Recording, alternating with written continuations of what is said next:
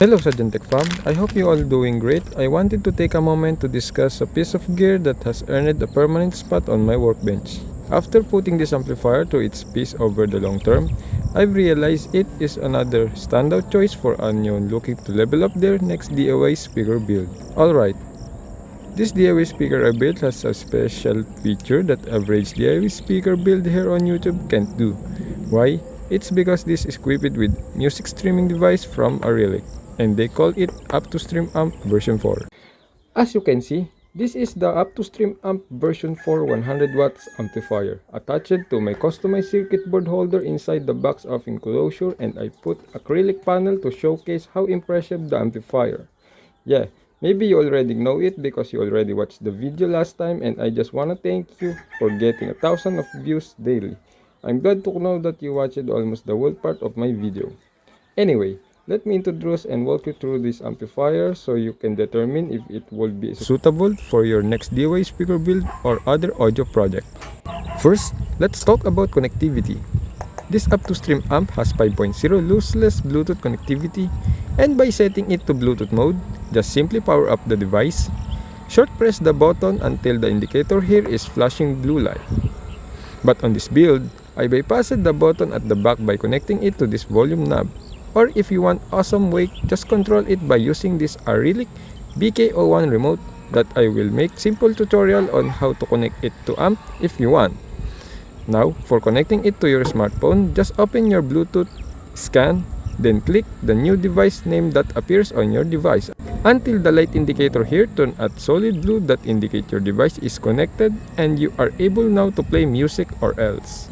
This is the same method you can do if laptop, tablet, Google TV, or computer you want to connect to this amp. For AUX port, just click the button again until the indicator here is flashing green light. Then it's simple as like connecting your headphone to your laptop until the green light turns to solid that indicates the amp detect your device that plug it into 3.5mm AUX connector. And the for USB play mode, simply press the button again until the indicator turns red. Then plug your USB into the USB port at the back.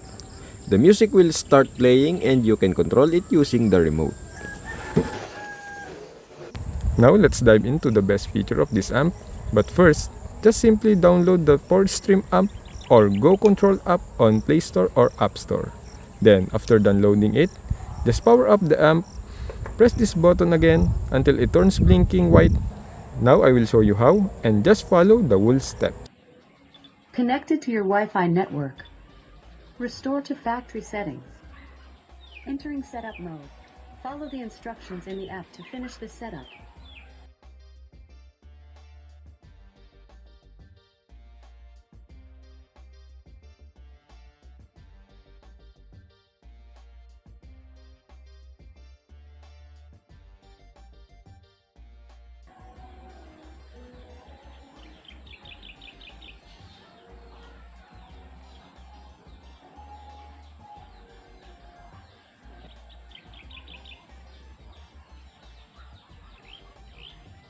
Connected to your Wi-Fi network.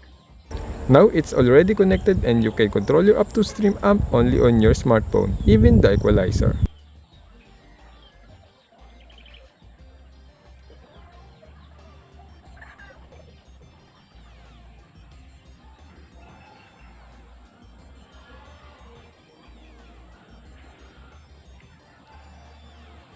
How nice this thing! Even your speaker can't handle the power of this amp. You can set a limit by using Go Control app. Now if you want to make your next DIY Bluetooth speaker build with noticeable sound clarity and music streaming feature, feel free to visit Arylic's website, YouTube channel or FB page to see all of their awesome amplifier kit. If you have any questions, feel free to drop them in the comment section below.